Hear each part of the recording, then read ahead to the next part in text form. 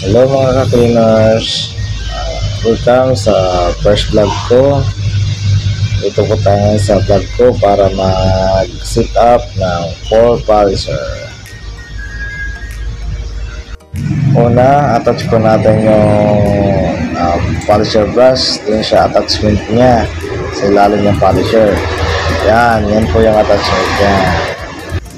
Para ma-lock po siya, ikutin nyo lang pakaliwa.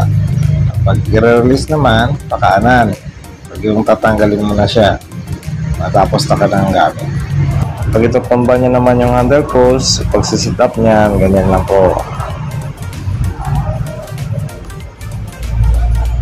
Yung handle pulse, kailangan nasa waist level nyo lang o hanggang baywang nyo lang, para hindi kayo mahirapan.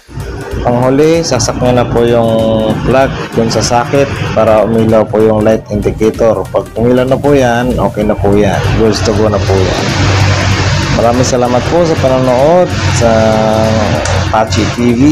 Pa-hit na lang po ng notification bell at pa-subscribe na lang din po. Salamat!